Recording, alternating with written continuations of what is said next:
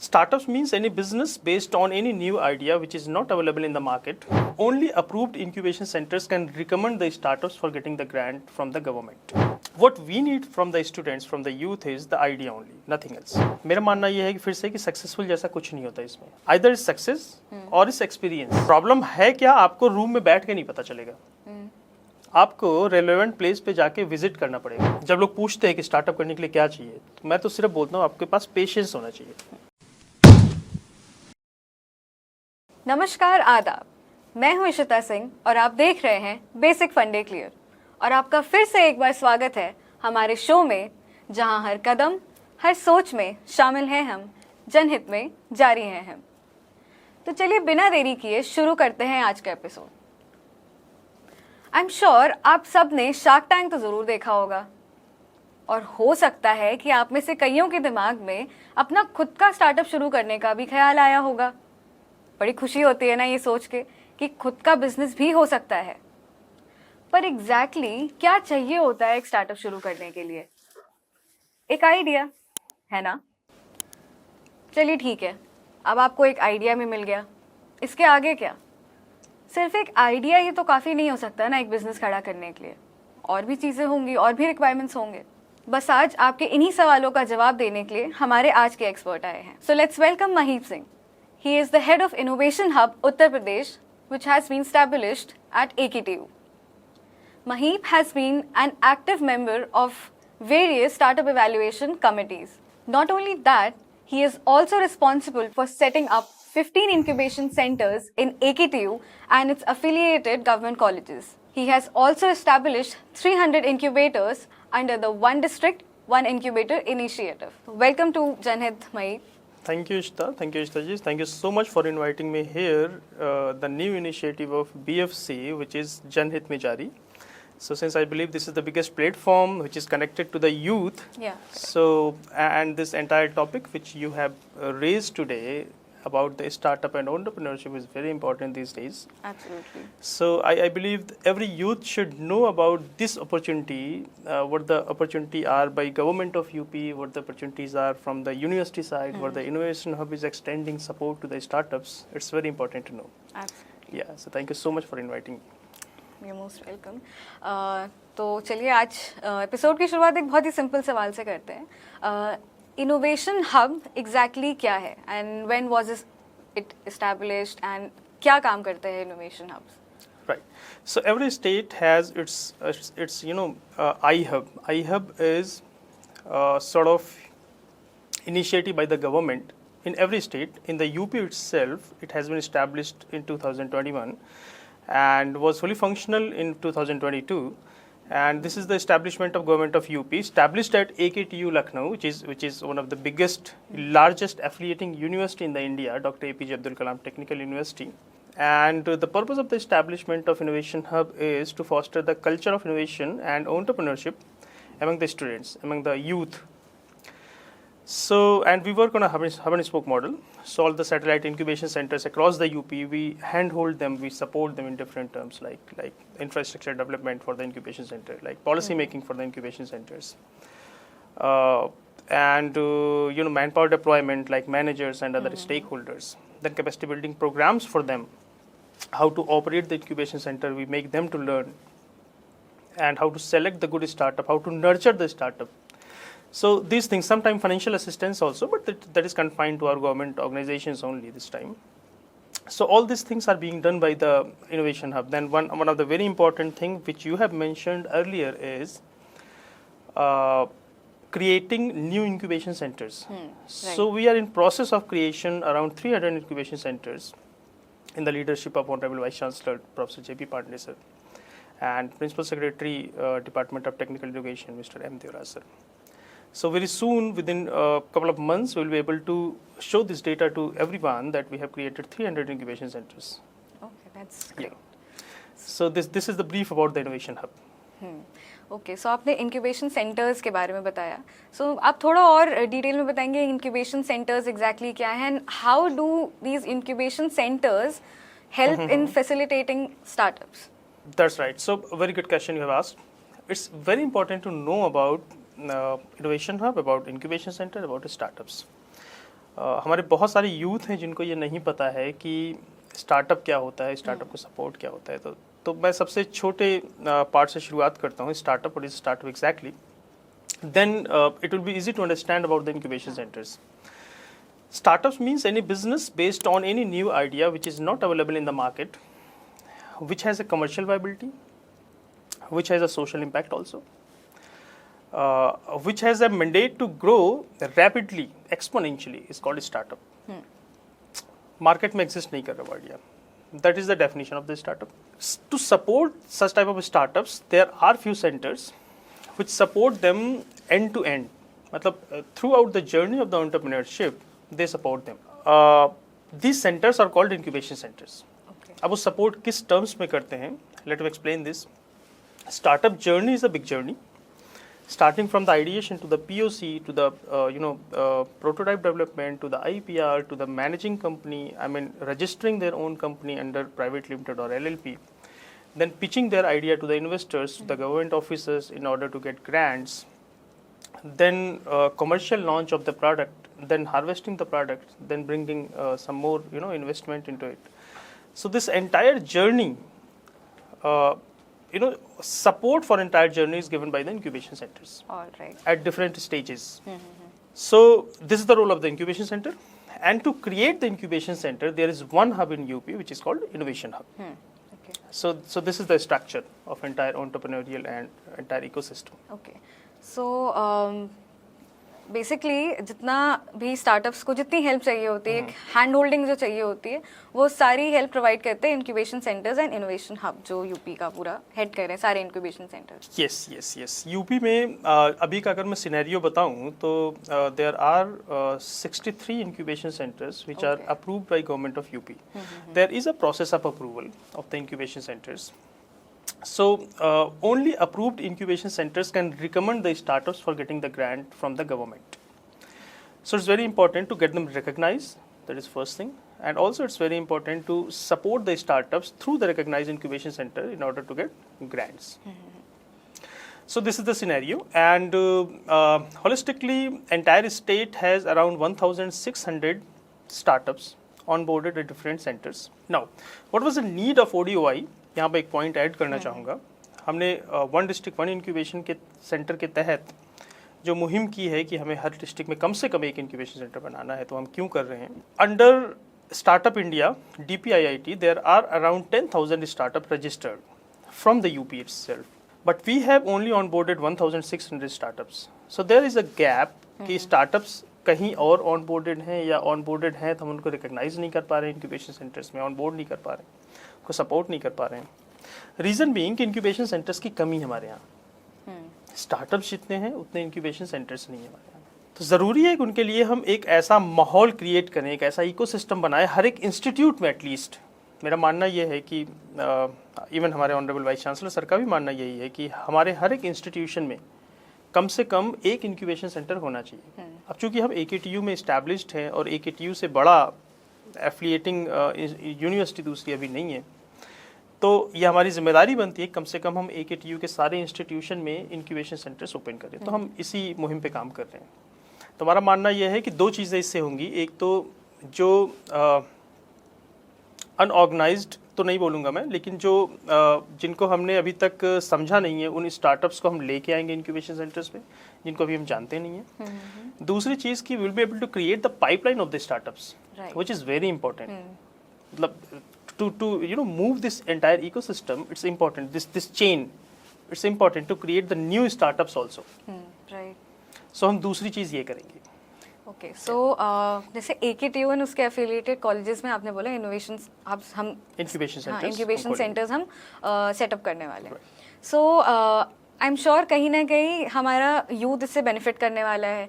And usually क्या होता है कि जो स्टार्टअप्स होते हैं वो ऑलरेडी या तो छोटे छोटे मतलब उन लोगों पे फोकस होते हैं जिन्होंने शायद कभी काम किया हो अपने लाइफ में. Now they want to shift but हमारा यूथ भी कई बार ऐसा होता है कि वो अपने स्टार्टअप शुरू करना चाहता है from the very beginning of their career. So how do incubation centres help and support them in this? Right. So see there are lot of opportunities for the youth. क्योंकि मैं फिर से बताता हूँ कि जनहित में जारी एक यूथ प्रोग्राम है, यूथ कनेक्टेड रहते हैं इससे हमेशा, तो ये ज़रूरी है जानना कि हमारे इंक्यूबेशन सेंटर से क्या हेल्प मिलती है.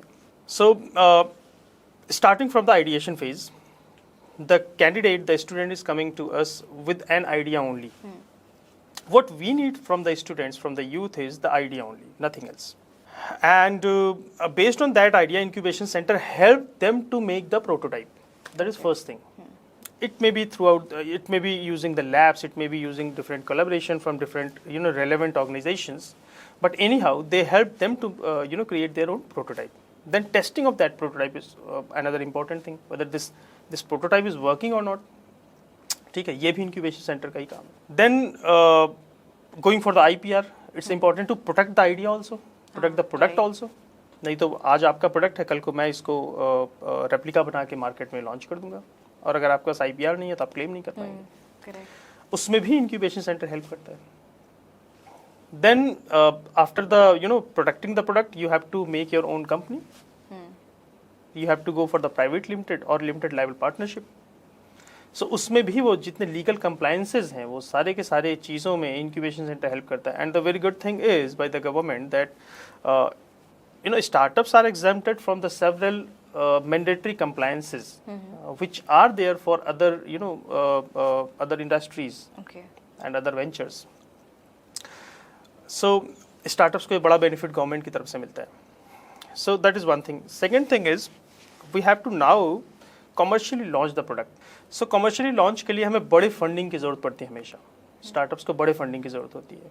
फिर इंक्यूबेशन सेंटर्स का ही रोल है कि वो उन फंडिंग अपॉर्चुनिटीज़ को स्टार्टअप्स के पास लेके आएँ, इन्वेस्टर से कनेक्ट करें, गवर्नमेंट की जो स्कीम्स हैं उसके लिए रिकमेंड करें, ये ज़रूरी है.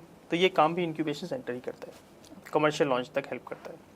इसके बाद आपको अपने बिजनेस को एक्सटेंड करना है, उसमें भी इंक्यूबेशन सेंटर है. देन एक्सेलरेशन प्रोग्राम में वो स्टार्टअप जाता है आगे, अगर एक बार उसने कमर्शियली लॉन्च कर लिया अपने प्रोडक्ट को तो. सो इन सारी जर्नी में वो थ्रू आउट हेल्प करता है इंक्यूबेशन सेंटर स्टार्टअप की. And few incubation centres, private incubation centres are charging something from the startup, but that is very nominal charge. कुछ 3-4-5 हज़ार रुपये पर मंथ के हिसाब से against the coworking space they charge. Which is, I believe, very nominal charge. But from the, all the government organizations has a mandate not to charge even a single penny from the startups. It's completely free of cost. It's completely free of cost. Every facility is given free of cost to them. तो ये भी एक अच्छी opportunity startup करने वाले लोगों के लिए. In fact, it's great because initially आप एक नया कुछ शुरू कर रहे हैं, ऑलरेडी बहुत सारी चीज़ें आपके दिमाग में होती है, तो आपको पता है कि यहाँ पे स्टार्ट से लेकर एंड तक ये इंक्यूबेशन सेंटर्स हैं जो हमारी हेल्प करने वाले हैं. They will be hand holding me कहीं पे भी किसी भी स्टेप में, प्लस लाइक यू सेड कि it's free of cost as well. So काफ़ी हेल्प मिलती होगी वहाँ पे. So in addition to that, जो इंडिया है it's a growing economy, and ये भी हम जानते हैं कि अब करंट जो सिनेरियो है हमारे कंट्री में, वहाँ पे स्टार्टअप्स बहुत जल्दी आ रहे हैं. जो स्टार्टअप्स आ रहे हैं और इंक्यूबेशन सेंटर्स जो इनकी हेल्प कर रहे हैं, कैसे ये अपने इकोनॉमी को, हमारे इंडियन इकोनॉमी को ये स्टार्टअप्स अफेक्ट कर रहे हैं? So it's again very important question, Ishita ji. See, we are talking about, even government is talking about $1 trillion economy by 2027, and we have achieved around more than 1/4 of it.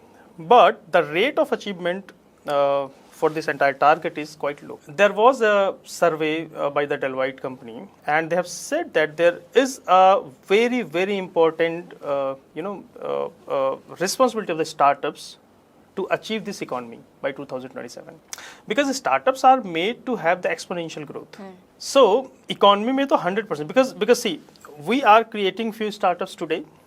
Suppose we have created 100 startups in a month. Not necessarily, or 100, all the 100 will go for the, will be successful startups and will be the unicorns or unicorns. But yes, certainly, if we are achieving just 10% of it, we are getting 10% of hit rate, then it will be a great success for everyone. All the investment done on that 10% startup by the government, by the innovation hub, by the, all the stakeholders would be recovered. For entire, the help given to everyone, all remaining 90. तो मेरा मानना यह है कि एक बड़ी growth के साथ स्टार्टअप आगे बढ़ता है, and that is the only reason investors today are more interested to invest in the startups because they are getting 5x 10x out of it within 2-3 years. तो मैं फिर से वही रिपीट कर रहा हूँ कि स्टार्टअप्स जो बने हैं उनका एक्सपोनेंशियल ग्रोथ होता है। वो मतलब आज की डेट में अगर हम एक स्टार्टअप क्रिएट करते हैं और 2 साल में अगर वो अपने MVP स्टेज पे आता है, अपना प्रोडक्ट मार्केट में लेके आता है, तो अगले 2-3 साल में वो कब 10 करोड़ को टच कर जाएगा पता भी नहीं चलेगा। It's very common, and the people who have invested into it will get around 10x, 10 times more money that they have invested. तो एक बड़ा अच्छा एरिया है आजकल इन्वेस्टर्स के लिए स्टार्टअप में इन्वेस्ट करना। तो निश्चित रूप से ये पूरे की पूरी जो ग्रोथ है वो इंडियन इकोनॉमी को, स्टेट इकोनॉमी को कहीं न कहीं से हेल्प करती है। और यहाँ पे समझना बहुत ज़रूरी है, मैं फिर से रिपीट करता हूँ, यूथ हमसे कनेक्टेड हैं तो समझना ज़रूरी है कि there is a difference between startups and conventional business. Mostly students and people come to us and say that we are going to open this shop, then how it is different from the startup? I mean, opening any conventional business will not run for a long time. चल भी सकती है, लेकिन जो उससे revenue generate होगा वो linear होगा हमेशा। आपने जितना इन्वेस्ट किया पैसा, जितना इन्वेस्ट किया टाइम, आपको उसी के अकॉर्डिंग उतना ही रेवेन्यू मिलेगा आने वाले टाइम पे। और एक टाइम बाद आपके कस्टमर्स फिक्स हैं, आप ग्लोबल मार्केट को टच नहीं कर सकते हो, आपके कस्टमर्स उतने ही हैं। तो एक टाइम के बाद रेवेन्यू भी कम होना शुरू हो जाएगा टाइम के साथ साथ। But for the startup initially it becomes a crunch for everyone, for every startup. मतलब स्टार्टअप्स के लिए एक बड़ा फेमस स्टेटमेंट कहा जाता है कि हर एक स्टार्टअप की लाइफ में ये वाला फेज ज़रूर आया है कि एक टाइम पे उसको अपने बाइक में पेट्रोल भरवाने के पैसे नहीं होते। And this is true, this happens with everyone I believe. लेकिन एक इस वाले टाइमलाइन को क्रॉस करने के बाद जैसे वो ब्रेक इवन पे पहुंचता है, इसके बाद उसकी ग्रोथ आप रोक नहीं सकते, क्योंकि ग्लोबल मार्केट को टच करता है, वो टेक्नोलॉजी, नई टेक्नोलॉजी को टच करता है, वो पूरे नए मार्केट को देखता है, तो उसकी ग्रोथ एक्सपोनेंशियल है। तो ये डिफरेंस समझना ज़रूरी है हमारे यूथ को भी, कि हमें आना है तो नए आइडिया के साथ आना है।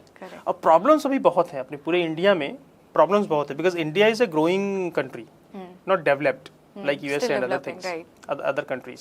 सो जो कंट्री कोई ग्रो कर रही होती है वहाँ पे जगह जगह प्रॉब्लम्स होती हैं और जगह जगह उन प्रॉब्लम का सोल्यूशन भी होता है। Provided that we should have that type of eye, that type of sight to see the problems with the solutions. और वहीं से स्टार्टअप की जर्नी शुरू होती है। आप कोई भी एग्जांपल कहीं से उठा के देख लीजिए। बेसिकली कोई भी नया आइडिया लोगों को ज़्यादा अट्रैक्ट करेगा। पुराने अगर जो कन्वेंशनल बिजनेसेस हैं ऑलरेडी बहुत सारे वैसे एग्जिस्ट भी करते हैं, सो ऑब्वियसली आई थिंक वहाँ पे भी थोड़ा you won't be able to stand out from the crowd. आपने भी मेंशन किया कि जैसे कई स्टार्टअप शुरू होते हैं, कई बंद भी हो जाते हैं, और कई होते हैं जो सक्सेस जिनको मिल जाता है। So if we talk about the startups that don't work out, तो उनका क्या होता है आगे? See we know the fact that the hit rate of the startup success is very low. अभी हम सिर्फ 2-3% पे चल रहे हैं, इतना ही है, 100 में से 2 निकल के आते हैं खाली बार। Still we are trying to make it 10% at least. But I believe there is nothing like failure in the journey of a startup. हम जहाँ भी जाते हैं, जहाँ भी हम स्टूडेंट्स को एड्रेस करते हैं, हमने हर जगह ये बोला है कि not necessarily you have to start your own venture, but yes, in the year of 4 years or 5 years, whatever course you have opted, in entire length you should go once through this journey. Okay. Because this journey will make difference in your entire profile. मैं तो सब जगह ऐसे बोलता हूँ कि आपने अगर आइडिएशन पे काम किया है, आपने अगर प्रोटोटाइप बनाया है अपने हाथ से, आपने अगर पेटेंट पब्लिश किया है या पेटेंट ग्रांट करवाया अपने नाम पे, आपने कंपनी चलाई है, तो आपको पता है कि कैसे मैनेज करते हैं लोगों को, अपनी टीम को कैसे, I mean, how big the team player are you? You have just proven it. Then investment कैसे लेके आना है, आपको अपने आइडिया को पिच कैसे करना है, लोगों से इंटरेक्ट कैसे करना है, ये सब चीज़ें आपको पता है। फिर मैं बोलता हूँ कि ठीक है, अगर आप रिजिड हो, आपके घर वाले रिजिड हैं, नहीं आपको जॉब ही करनी है, तो आप इसके बाद जॉब के लिए चले जाओ। लेकिन आप रिजेक्ट वहाँ से भी नहीं होगे। Reason being the person who is taking interview for the job he is at all concerned with the practical hands you are having. How effectively you can solve the industry problem, how big team player are you, how you can pitch your idea to the investor. That's most important thing. He is not at all concerned with the formula you have learned for the years. उसको मतलब ही नहीं उससे. आप job ले लो जाके, अगर आपके पास patent है तो हो सकता है जो इंटरव्यूअर बैठा उसके पास पेटेंट ना हो, या prove that you are technically strong, तो उसके आगे उसको पूछने की जरूरत है. तो आप अपने अकॉर्डिंग उसको रोटेट करते रहोगे अपने ही एरिया में, तो आप प्लेसमेंट ले लो जाके. लेकिन अगर कहीं आपका स्टार्टअप सक्सेसफुल हो गया, if you have cutted some right problem with the right solution, then certainly you are going to boom the market. इसमें कोई डाउट नहीं है. और जॉब का और स्टार्टअप्स का कोई कंपैरिजन नहीं है. मैंने बताया ना कि स्टार्टअप्स के लिए आज की डेट में अगर MVP पे आ गया है वो पिछले 2-3 साल के स्ट्रगल के बाद, तो अब उसको अगले 2-3 साल में वो 10-15 करोड़ तक कैसे पहुंच जाएगा, लोग देखते रहेंगे, वो पहुंच जाएगा वहां तक. आप जॉब करके इतना पैसा कभी नहीं कमा सकते हो. नेटवर्थ उसकी जितनी हो जाएगी उतनी आपकी कभी हो ही नहीं सकती. और वो एक्सपोनेंशियली ऐसे ही ग्रो करता रहेगा आने वाले टाइम पे भी. तो अब इसमें आते हैं वापस, बहुत सारे स्टार्टअप्स हैं जो कि सक्सेसफुल नहीं होते हैं. मेरा मानना ये है कि फिर से कि सक्सेसफुल जैसा कुछ नहीं होता इसमें. आइदर इज सक्सेस और is experience. It's experience only. वो एक्सपीरियंस जो कि बहुत वैल्यूएबल है आपको अपने जीवन के हर एक चीज में, जॉब लेने में भी बहुत वैल्यूएबल, बहुत हेल्प करेगा वो experience. You never know. Startups के अंदर एक क्वालिटी होती है कि वो किसी भी एक चीज को लेके उसको दिल से लगा के नहीं बैठते. आज अगर आइडिया फेल कर गया, कल मैं दूसरे आइडिया के साथ आ जाऊंगा मार्केट में. मुझे पता है कि स्टेप क्या है, वो ज्यादा इंपॉर्टेंट है. आइडियाज तो मेरे पास आते रहेंगे क्योंकि again India is growing country. Lot of problems are there, lot of solutions are there. आज ये नहीं काम कर रहा है, दूसरा काम करेगा. हमारी टीम वही है, हमारी नॉलेज वही है, हमारी इन्फॉर्मेशन वही है, सब कुछ वही है. और अब एक्सपीरियंस भी ऐड हो गया. एक्सपीरियंस भी ऐड हो गया. दूसरा मैं आता हूँ अब दूसरे पॉइंट पे कि स्टार्टअप्स का फेलियर रेट ज़्यादा है, इसमें कोई डाउट नहीं है. इसके रीजंस बहुत सारे हैं. कुछ इंटरनल रीजंस है, कुछ एक्सटर्नल रीजंस है. इंटरनल रीजंस की अगर मैं बात करूँ तो getting the right idea is very important. बहुत सारे हमारे पास बच्चे आते हैं. मैं चूँकि इवेल्युएशन कमेटी में हूँ, यूपी गवर्नमेंट की सारी इवेल्युएशन कमेटी का पार्ट हूँ, तो मैं यूजुअली देखता रहता हूँ हर हफ्ते ऐसे स्टार्टअप्स आते हैं हमारे पास जो कि सही प्रॉब्लम को कैटर नहीं करते. प्रॉब्लम है क्या, आपको रूम में बैठ के नहीं पता चलेगा. आपको रेलेवेंट प्लेस पे जाके विजिट करना पड़ेगा. ठीक, आपको उन प्रॉब्लम्स के साथ जीना पड़ेगा कुछ टाइम. आप एम्पथाइज करोगे तब जाके आपको प्रॉब्लम समझ में आएगी और तभी सोल्यूशन भी आपके समझ में आएगा. बहुत सारे बच्चे ऐसे होते हैं कि बैठे हुए हैं घर में, डिस्कशन कर लिया, हाँ भाई ये काम करते हैं, चलो इसका एक स्टार्टअप शुरू करते हैं. तो वो आइडिया डेफिनेटली फेल होना है. अगर आप मार्केट में, अगर आप रेलेवेंट प्लेस पे जाके आपने देखा नहीं है, मार्केट में जाके आपने सर्वे नहीं किया है एक अच्छे सैंपल साइज के साथ. भैया आज जब हम सोल्यूशन जो हम प्रपोज कर रहे हैं वो मार्केट को नीड है कि नहीं उस सोल्यूशन की, वो भी इंपॉर्टेंट है. एक तो बड़ी वजह ये है कि राइट प्रॉब्लम स्टेटमेंट ना होना उनके पास. मतलब they come up with a solution without having a right problem. Second thing is internal conflict is very common thing. Initially we have a team. मेरे दिमाग में आइडिया आया, ठीक है यार, एक वाटर बॉटल बनाने का प्लान शुरू करते हैं which will be biodegradable. Definitely it is going to run because biodegradable water bottles available नहीं है. अगर कुछ ऐसा होता है तो ये मार्केट में सक्सेसफुल स्टार्टअप में काउंट होगा. अब हम सब ने मिलकर एक कंपनी शुरू कर दी. आज हम सब ने स्ट्रगल किया. स्ट्रगल के टाइम पे सब साथ साथ रहते हैं. सब ने पैसे अपने अपने घर से लिए, क्राउड फंडिंग की, बूट स्ट्रैपिंग की, जैसे भी आपने किया. The moment we will launch our product and will get revenue out of it, conflict तब आना शुरू हो जाता है. जैसे ही अकाउंट में हमारे 10-20 लाख रुपए आए, वैसे ही कन्फ्लिक्ट शुरू हो जाता है कि नहीं तुम्हारा शेयर 51% कैसा है, तुम्हारा 49% कैसा है. उस कन्फ्लिक्ट की वजह से बहुत सारे स्टार्टअप्स टूट जाते हैं. Internal conflicts, right. और भी हो सकते हैं कॉन्फ्लिक्ट्स. मतलब मैं तो एक एग्जांपल ले रहा हूँ खाली. देन अगर मैं एक्सटर्नल की बात करता हूँ तो एक्सटर्नल में कई बार फंडिंग अपॉर्चुनिटीज़ कम मिलती हैं स्टार्टअप्स को, क्योंकि स्टार्टअप्स को समझने वाले लोग बहुत कम हैं. आज मैं नए सोल्यूशन के साथ आता हूँ, मार्केट को टाइम लगेगा उसको एक्सेप्ट करने में.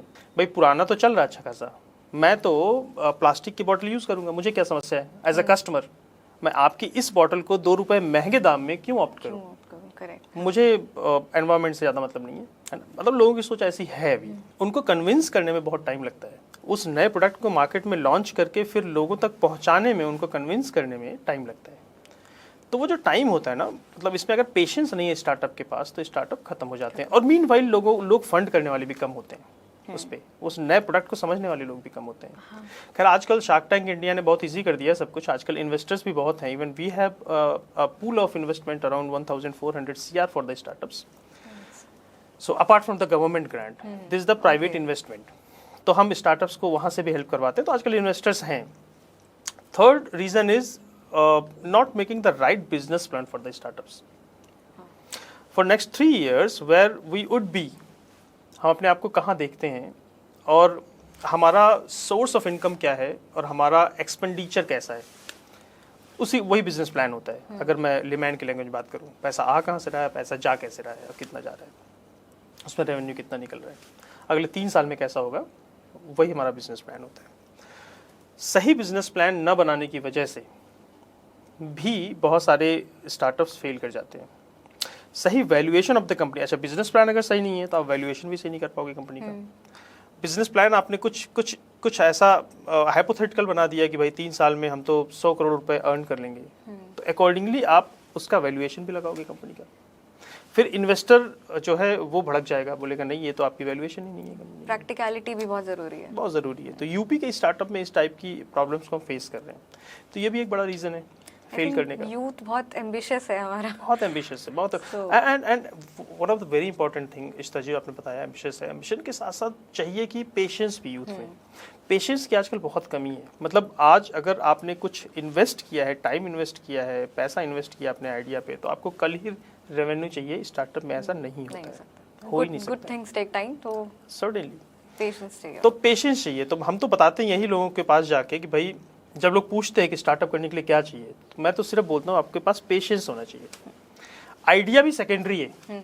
आइडिया आज को आया, मान लो फेल कर गया, कल को दूसरा आइडिया आप लेके आ जाओगे, लेकिन पेशेंस है तो ही आप सक्सेसफुल होगे। पेशेंस नहीं है तो आप डेफिनेटली फेल होने जा रहे हो।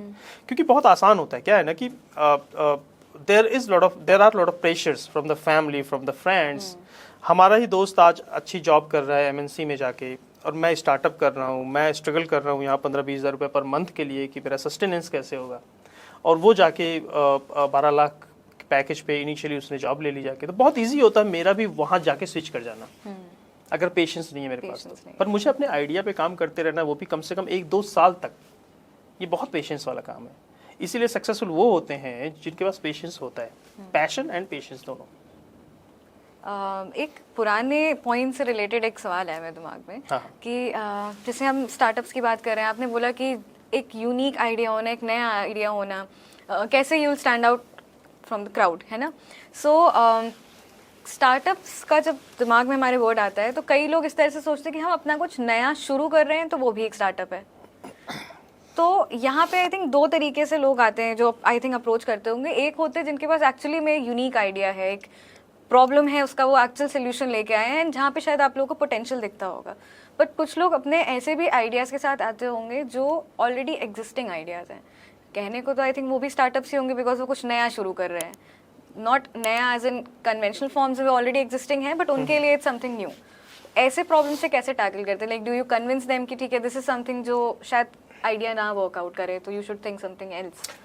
इश्ता ji, we try to make them understand कि आप जिस आइडिया के साथ आ रहे हो वो स्टार्टअप कैटेगरी में काउंट नहीं होगा।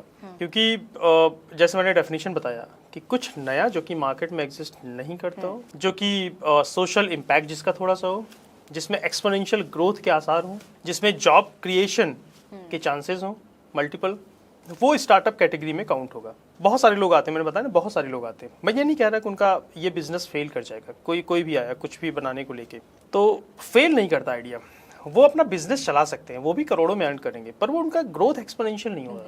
तो ये समझना जरूरी है हमारे यूथ को भी कि बिजनेस एक चीज़ है लेकिन स्टार्टअप दूसरी चीज़ है। स्टार्टअप में शुरू में 2-3 साल पेशेंस चाहिए होता है। बिजनेस में भी आप पहले दिन आते हैं, आप पैसा लगाते हैं और आपको रेवेन्यू आना शुरू हो जाता है। आपने मेडिकल शॉप सपोज खोल ली, आपने दवाइयाँ रख ली 50 लाख रुपए की, पहले ही दिन से आपके पास कस्टमर्स आने शुरू हो जाएंगे। लेकिन कितने? आप ग्लोबल मार्केट नहीं टच कर सकते इससे, आप लोकल मार्केट टच कर सकते हो। आप कुछ लोगों को एम्प्लॉयमेंट दे सकते हो। कितने लोगों को दे सकते हो? जितने लोग आपके यहाँ काम कर रहे हैं। इसके अलावा आप किसको एम्प्लॉयमेंट दोगे? पर स्टार्टअप में ऐसा नहीं होता। स्टार्टअप लोकल मार्केट में भी एम्प्लॉयमेंट जनरेट करता है, डायरेक्ट इनडायरेक्ट दोनों टाइप से एम्प्लॉयमेंट जनरेट करता है स्टार्टअप। और स्टार्टअप लिमिटेड एम्प्लॉयमेंट जनरेट नहीं करता, जैसे उसकी ग्रोथ है वैसा ही उसका एम्प्लॉयमेंट है। आज की डेट में सिर्फ 2 लोगों की कंपनी है, फाउंडर एंड को फाउंडर। शुरुआत में तो स्टार्टअप सारा काम खुद ही करता है, मतलब this one man army sort of thing, कि वो जाएगा अपना केबिन खुद खोलेगा, उसकी सफाई खुद करेगा, अपने प्रोडक्ट पे काम खुद करेगा, प्रोटोटाइप खुद बनाएगा, मार्केट में खुद ही लेके जाएगा इन सब चीज़ों को, मार्केटिंग भी खुद करेगा प्रोडक्ट की, इन्वेस्टमेंट के लिए पिच भी खुद ही करेगा जाके। But later on when he will start getting the revenue, then he will enhance his increase his entire community and I mean entire team। तो फिर उसमें कुछ को फाउंडर्स को बढ़ाएगा, वो कुछ मार्केटिंग के लिए अलग लोगों को रखेगा, सेल्स के लिए अलग लोगों को रखेगा, टेक्नोलॉजी सपोर्ट के लिए अलग लोगों को रखेगा। फिर ये डायरेक्ट एम्प्लॉयमेंट हुआ जो 10-20 लोगों को उसने डिप्लॉय किया। कुछ इनडायरेक्ट जिसमें सैकड़ों लोग इन्वॉल्व होंगे उसके इस काम में, वो दूसरे टाइप का एम्प्लॉयमेंट होगा।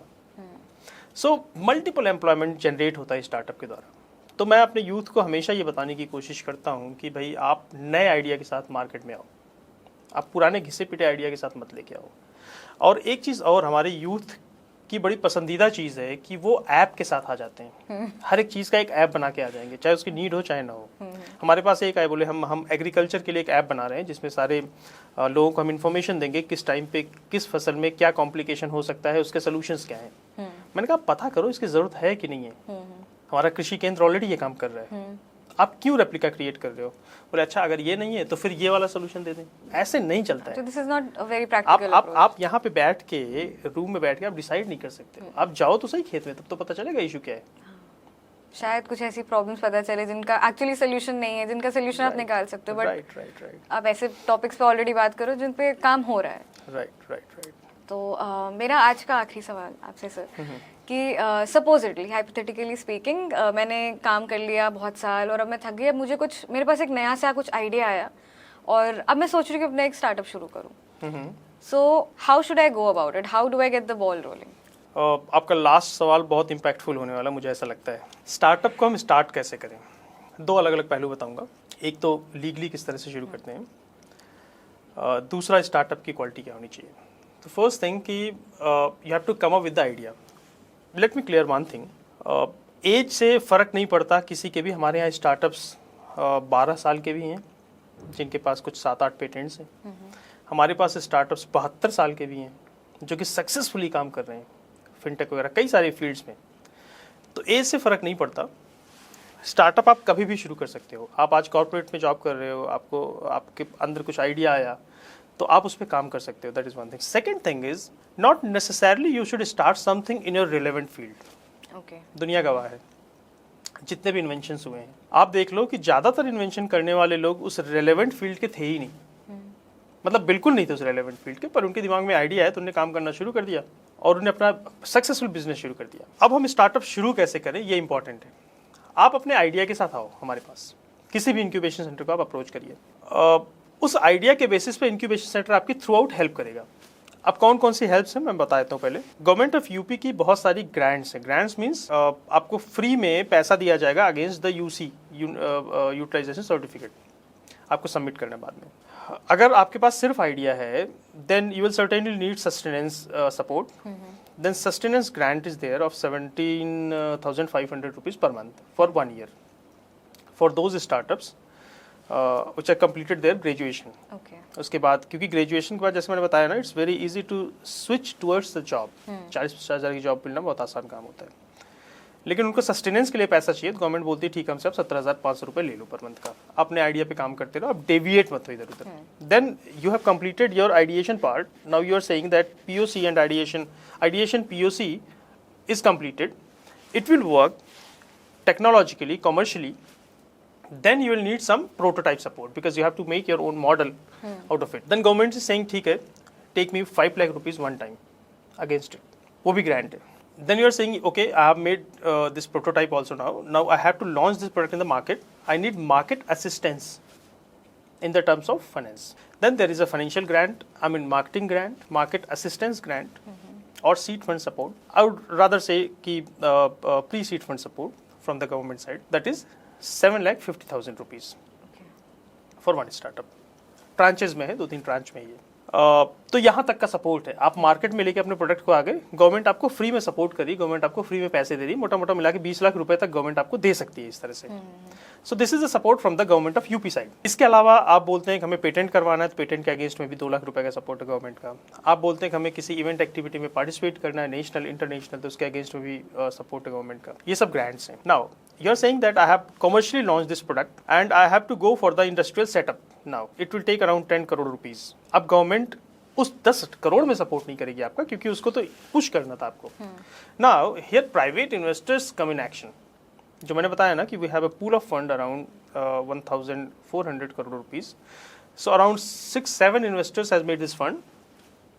वो बोलते हैं भाई जिसको 1 करोड़ से ज्यादा की जरूरत हो आप हमसे कनेक्ट करो। So this is the negotiation between the investor and startup, whether at which percentage of the equity they land. Okay. उस पे आपको जितना फंड चाहिए आप वहाँ से ले लो।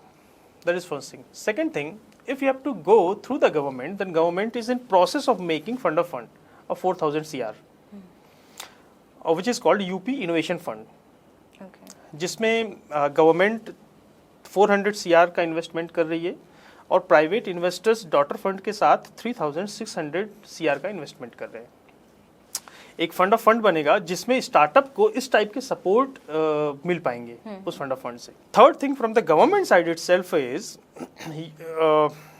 Fund of fund of 1 CR rupees with SIDBI, जो बन भी गया है, जिसमें से कुछ अगर मेरा डेटा रॉन्ग नहीं है तो कुछ 5-6 स्टार्टअप्स को सपोर्ट मिल भी चुका है वहाँ से। तो गवर्नमेंट के साइड से भी प्राइवेट इन्वेस्टर्स को कनेक्ट करने की अपॉर्चुनिटी मिलती है, फंडिंग अपॉर्चुनिटी मिलती है। इनोवेशन हब के साइड से भी आपको वो सारी अपॉर्चुनिटीज दी जाएंगी। For other support like patent support and other parts, the supports available in the UP in India are on reimburse mode only. जो पेटेंट सपोर्ट की बात करो, मतलब you have done with the patent, now you come with the bills and I'll reimburse it. Sometime it happens in absence of bills or lack of bills are there, so reimburse पे हो नहीं पाता सब कुछ support, तो थोड़ा glitch होता है, कई बार हो जाता है, तो बेनिफिशियरी को वो बेनिफिट नहीं मिल पाता जो चाहिए हो। तो हमने क्या किया है कि we are in process of making state patent centre with the name of Kalam at Innovation Hub, where we will upfrontly support all the innovators. They have to just come to us with their own ideas. We have patent attorneys onboarded with us with different thrust areas. There would be a counselor जो counseling करके उसको relevant patent attorney के पास भेज देगा। So now you are done with the patent with your name. What we'll do, we'll pay to the patent attorney through the Innovation Hub equity. तो एक हम ये सपोर्ट कर रहे हैं स्टार्टअप्स के लिए। दूसरा, we are coming up with student innovation startup policy. So all the financial benefit to the startups are for the startups only. मतलब startup means those entities who have registered themself under ministry of corporate affairs, MCA में जिनने अपने आप को register कर लिया है। So this registration would cost around 15,000 rupees and there are few document trail, or you would say liabilities are there after getting registered yourself, compliances are there. So the benefits are given to the startups only by the government these days. Now what we are trying, if the student has just an idea, not necessarily he or she has to go for the registration because he is not sure whether this idea will work or not, but to test this idea he needs some financial assistance. वो कहाँ से मिलेगा उसको? तो उसके लिए we are coming up with SSIP, I mean student startup innovation and startup policy, where will give some like 50,000 or 1 lakh rupees depending on our final decision of the university, कि हम उसको कुछ इस टाइप का पैसा दे पाएंगे। ठीक है, आप अपने इस प्रोटाइप पे काम कर लो और आप इसके अगेंस्ट में यूसी सबमिट कर लेना। फेल हो रहा है, पास हो रहा है आइडिया, वो एक डिफरेंट चीज़ है, हाँ सेकेंडरी चीज़ है, उसके अगेंस्ट में आपसे कुछ आपके ऊपर कोई लाइबिलिटी नहीं डालना है। But this practice would certainly help to create the pipeline of the startups, I believe. मतलब ये सिस्टम को क्रैश होने से बचाएगा। यहाँ से आप क्रिएट करते रहो, वहाँ आप सपोर्ट करते रहो, वहाँ आप कमर्शलाइज करते रहो, वहाँ आप यूनिकॉर्न बनाते रहो, फिर यहाँ से हम क्रिएट करते हैं, तो इस टाइप से चलता रहेगा। Answer of your question is, मतलब ये तो मैंने डिटेलिंग बताया। Answer of the question is come up with the idea, first get registered under MCA, first proof of concept and POC, जो मैंने पहले बताया था, मैं फिर से रिपीट कर रहा हूँ। आइडिया आया, आपने उसका POC बनाया, आपने उसका प्रोटोटाइप डेवलप किया, आपने मार्केट में जाके देख लिया कहाँ पे इसकी नीड है कि नहीं है, then register yourself under MCA, and before registration you have to go for the patenting process. Just protect your idea. If it is viable, then register yourself. Registration के बाद get incubated in any of the incubation center. So UP में 63 incubation centers हैं, अभी आने वाले time पे बढ़ने वाले हैं. आप उनमें से कहीं भी जाके incubate हो जाइए. And again you will get all the benefits. But incubation centers are available after getting registered yourself. Okay. Then only they can recommend you for different grants. So this is, I mean, these are few grants by the government of UP. And then government of India has again several schemes with the name of DST, Department of Science and Technology, which is a pioneer in this startup ecosystem in giving the grants and support to the startups. So with the name of Nidhi, they have several schemes. Okay. जो कि startup को support करते हैं और बड़े बड़े fund size में support करते हैं. तो बहुत सारा सपोर्ट स्टार्टअप्स के लिए है. मतलब what we need just a mindset to create the business with the patience and passion and with one idea. इतना ही चाहिए. और हमें अपने यूथ से कुछ भी नहीं चाहिए. एक पैसा उसका हम लगने नहीं देंगे इसमें. लेकिन हाँ, अगर ये क्वालिटीज उसके अंदर हैं तो हम ये गारंटी लेते हैं कि आने वाले 3-4 साल में वो करोड़ों में कमाना शुरू कर देगा. तो वो थोड़ा सा अगर यूथ अपना ये सोच के चले कि हाँ हमें स्टार्टअप करना है, हमें 3-4 साल पेशेंस रख के अपना बड़ा बिजनेस शुरू करना है, तो निश्चित रूप से सक्सेसफुल होगा. और आने वाले टाइम पे ये पॉलिसीज़ इम्प्रूव होंगी, ये पॉलिसीज़ बढ़ती ही जाएंगी, सपोर्ट बढ़ता जाएगा स्टार्टअप्स के लिए. इनफैक्ट यूथ को भी काफ़ी कॉन्फिडेंस फील होगा कि जब इतना सपोर्ट है तो obviously they will take the initiative कि ठीक है, if I have a unique idea why not pursue it. Right. और आजकल के यूथ ये काम करते हैं. पहले हमें थोड़ा मुश्किल होती थी. आज के 2 साल पहले की अगर बात करूँ, बहुत पहले नहीं, 2-3 साल पहले लोगों को कन्विंस करना थोड़ा सा मुश्किल होता था. 10 साल पहले तो ये टर्म्स ही नहीं आए थे. बहुत कम इस टाइप की चीज़ें चल रही थी. लेकिन अब यूथ थोड़ा रिस्क लेने को तैयार रहता है. और चूंकि हर एक इंस्टीट्यूशन में इंक्यूबेशन सेंटर खुल चुका है, तो जब पेरेंट्स एडमिशन करवाने जाते हैं तो उनको पता होता है कि हाँ भाई इंक्यूबेशन सेंटर है, मतलब यहाँ पे कुछ न कुछ नए आइडिया पे काम चलता है. तो पहले जो वो हिंड्रेंस हो जाता था फैमिली की तरफ से भी कि नहीं आपको बिजनेस में नहीं जाना है, आपको तो हम बीटेक इसलिए करवा रहे हैं ताकि आप जॉब कर पाओ आगे चल के. स्टेबिलिटी जिसको कहेंगे. हाँ, स्टेबिलिटी इसको चाहिए. तो अब वो बोलते हैं कि नहीं ठीक है, अगर आपको एंटरप्रेन्योरशिप भी देखना है तो आप कर सकते हो. You can be the entrepreneur also, और at least you can try for this. Business आप बाद में कर लेना, आई मीन जॉब आप बाद में कर लेना. मेरे आखिरी सवाल के जवाब में से मुझे एक और सवाल निकल गया. आपने रजिस्ट्रेशन की बात की थी, कैसे इंक्यूबेशन सेंटर्स में रजिस्टर करते हैं, तो आप बस उसके बारे में थोड़ा बता पाएंगे कि क्या कोई पोर्टल है जहाँ पे जाके हम रजिस्टर कर सकते हैं? आप MCA की साइट जैसे ही खोलेंगी, इट्स यूज़र फ्रेंडली. अगर आप खुद करना चाहती हैं तो कर सकती हैं, लेकिन मेरा मानना यह है कि आप किसी CA के थ्रू करवाएं. उसका नॉमिनल सा चार्ज होता है, कुछ बहुत बड़ा चार्ज नहीं होता है. हर एक कोई CA से कनेक्टेड रहता है, या फिर वो भी करने की ज़रूरत नहीं है. आप किसी इंक्यूबेशन सेंटर को ही अप्रोच करें, बोले कि हमें रजिस्ट्रेशन करवाना है, रजिस्ट्रेशन के बाद आपके यहाँ इंक्यूबेट हो जाएंगे. वो कनेक्ट कर देगा किसी भी CA से. इवन हमारे पास पूल है CA का. तो किसी को भी अगर ज़रूरत हो तो यूथ के लिए एक मैसेज भी है कि स्टार्टअप अगर करना हो तो आप हमसे कनेक्ट हो जाओ, हम आपको सारी सुविधाएं दिलवाएंगे वहाँ से, और बहुत ही नॉमिनल कॉस्ट पे, जो कि और कहीं शायद ना अवेलेबल हो. चलिए, it was wonderful talking to you Mahip, and I am sure startups को लेके आपके बेसिक फंडे क्लियर तो हो ही गए होंगे. और अगर आपने भी कभी सोचा हो कि ठीक है मेरे पास एक आइडिया है, मुझे एक स्टार्टअप शुरू करना चाहिए, पर आपको ये समझ में नहीं आ रहा है कि किन राइट अथॉरिटीज़ के पास जाए या कहाँ एग्जैक्टली अप्रोच करें उस अपने उस ड्रीम्स को एक उड़ान देने के लिए, सो नाउ यू नो कि अगर आप इंक्यूबेशन सेंटर्स को अप्रोच करेंगे तो आपको स्टार्ट टू एंड हर तरीके की हेल्प मिलेगी. Like Mahip just pointed out कि पूरी हैंड होल्डिंग है आपको, फंड से लेकर असिस्टेंस से लेकर आइडियाज़ जनरेट करने में और उनको पॉलिश करने में, हर जगह आपको हेल्प मिलेगी. सो आई होप अगर आपके पास में भी अब ऐसे कोई यूनिक आइडियाज़ है तो आप उनको परस्यू करेंगे. और बने रहिए हमारे साथ, क्योंकि हम लाते रहेंगे आपके लिए ऐसे ही और कई यूजफुल जानकारी, क्योंकि हम हैं जनहित में जारी. Also don't forget to like, share, comment and subscribe to our channel. और अगर आपने हमारे पुरानी वीडियोस नहीं देखे हैं तो वो भी जाके देखें बेसिक फंडे क्लियर के चैनल पे.